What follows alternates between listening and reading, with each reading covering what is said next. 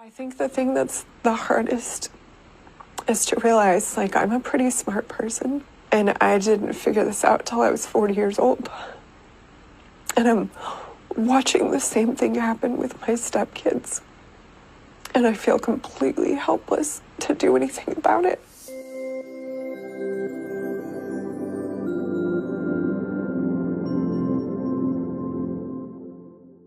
Welcome to the Anti-Alienation Project. I'm Maddie, and here on my project I talk about all things related to parental alienation. Last year I discovered the truth that I had been alienated from my dad for 20 years by my mom.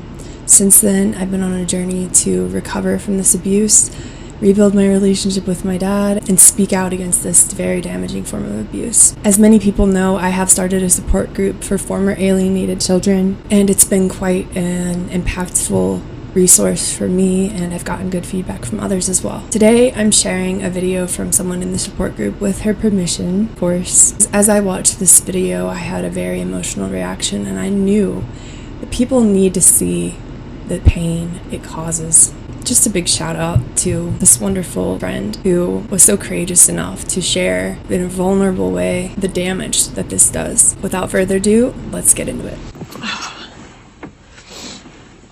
Okay, so I'm just trying to process some things and decided to do a video of it. I'll probably delete it. But I've been learning about parental alienation because over the last year, I've started recognizing that's what's going on with my stepkids. I want to mention real quick that in the support group, 3/4 of people, or maybe even more than that, are now targeted parents. So this reflects Amy Baker's statistic from one of her studies that 50% of alienated children will go on to become targeted parents. It's really sad. In my opinion, this should be the last way someone figures out they've been through parental alienation. No matter what we do, even the nice things we do for them, it's always treated as suspect. Everything we do is wrong. And especially any kind of consequences or discipline, it's all treated as though we don't love them and we hate them. And so that's been really hard. We've tried everything with them, and they're convinced that we don't love them. And so that was really frustrating for me because we've tried so hard and I've tried so hard. But it's making me recognize some things in my own life that it's a little overwhelming because I was a daddy's girl my whole life. My dad was the best person I knew, and I adored him and had him up on this pedestal. And then we built a house together after I went through my divorce. I was a single mom and decided to build a house, and he offered to help me. And everything was great until after we got started. And it was probably a few months into it. I think I'd learned how to stand up for myself for the first time in my life and have boundaries with people. That's something I'd never learned. And I had spent a lot of time learning about emotional and psychological abuse and manipulation and all of those things. And so at first my dad and I started building together, and everything was wonderful, like it had always been with our relationship. I think I was always convinced that my dad loved me more than anyone else. That's what my mom convinced me of too. This is common for alienators to convince the alienated child that not only do they love you more than anyone else does, but they're the only person who truly loves you, the only person who has always truly been there for you. It's another way that they isolate the child. I think I had stood up to my dad, and he did not take that well. There was decisions that had to be made on this house that I felt like I should have the right to make because I was paying for this house. And I wanted things a certain way, and he would completely disregard me on things and just be like, no, we're doing it my way, and basically punish me if I didn't go along with him and act like he was the most wonderful person in the world. And so I called my sister after a few months and just said, I feel like I'm back in an abusive relationship and I don't know what's going on. And only this time it's with my dad, because he had never treated me like that before. And my sister was like, well, don't you remember how abusive dad was to our mom? And I couldn't remember. So that was kind of when I started seeing that maybe he wasn't as wonderful and healthy. This is something I've talked about before, the process of disillusionment that you need to have with the alienator. It sounds like her process of being disillusioned by her alienator happened pretty suddenly. For me, it did happen, I would say, over a decade. It was a very slow-moving process for me, but it's interesting how everybody's experience is different, and it seems like hers happened pretty quickly. My heart just goes out to her so much right now because she's in the thick of it, and just like I was last year. And I would say the first few months when you figure everything out, at least for me, were the worst. And then last fall, some things came to light that made me realize that he wasn't a safe person to have a relationship with, and he wasn't a safe person to have my kids around. So that was really devastating for me because he was one of the people that I really felt like had my back and loved me, and I loved more than anyone else, maybe other than my kids. And my mom passed away almost 8 years ago. And I remember when she passed away just feeling like the thing I was sad about was not losing my mom, but losing any chance that we'd ever have a close relationship, because my entire life I was convinced that my mom didn't love me.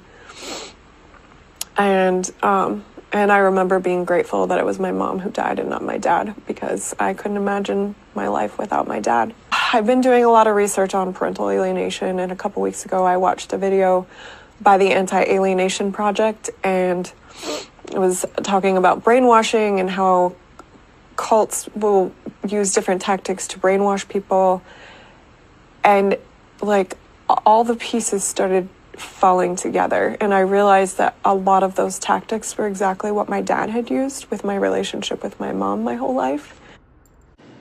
I'm just having shiver bumps. I mean, I'm so sorry for her. The fact that she doesn't get the chance to reconnect with her mom is a tragedy. It is a cult. Like if you just do a quick search with the BITE model, that's how they control you. That's how they brainwash you. It's an acronym. It's to control your behaviors, to control your the information you have, to control your thoughts and your emotions. I feel so bad for her. She doesn't get the chance to reconnect with her targeted parent. And that breaks my heart, because reconnecting with my dad, rebuilding our relationship, the fact that I talk to him almost every day now, I love him and he loves me and he's forgiven me. Even though I know deep down it wasn't my fault, he's forgiven me, and that means something, and that has helped me. And she will not get that closure. And I hope that she can reach out to other family members on her mom's side who can assure her it's not your fault. It was never your fault. Your mom loved you. And if she were here, she would forgive you in an instant. Because to hear those words is crucial for an alienated child to move forward and heal. I want people to listen to her story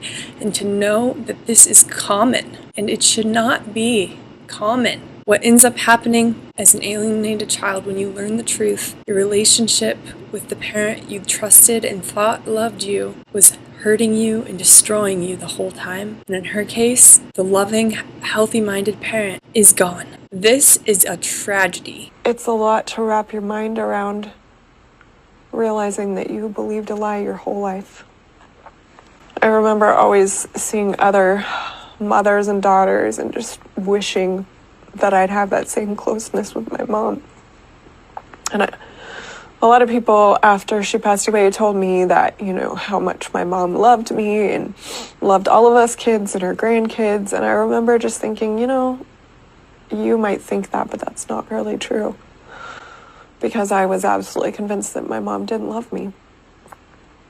And now I'm realizing that the reason that I believed that was because of my dad and the things that he told me.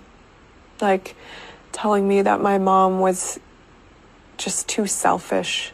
Like, she was too selfish, and she didn't have any patience because her mom had never had any patience, so she didn't like kids. Like, just all these comments all the time, my whole life.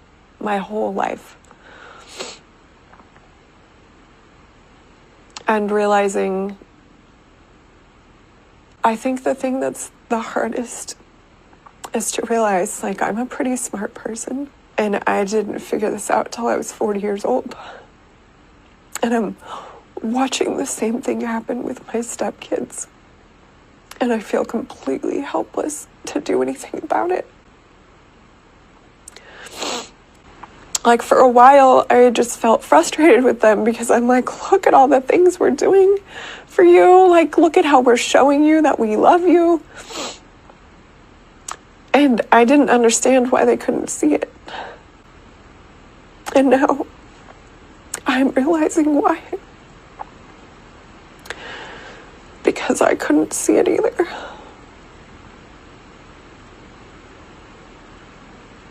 And it's just really heartbreaking. Because I don't know that I can help them. I wanted to share this video because I wanted you to see, I wanted you to hear your despair. I wanted you to hear the pain. I wanted you to hear what it's like. She is not alone.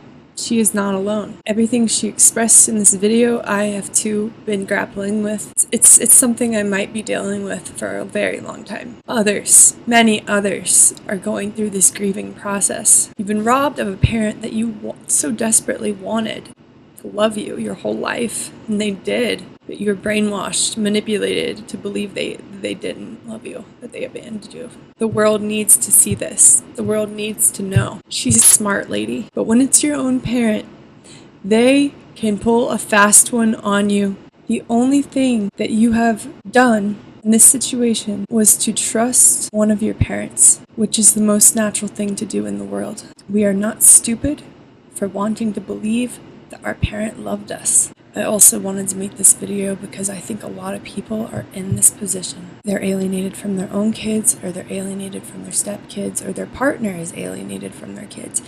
Either way, they experience parental alienation from the parent's point of view, and that wakes them up to the fact that they were alienated as kids. And if you're in that position, like my friend here, my best advice to you is to focus on your own healing.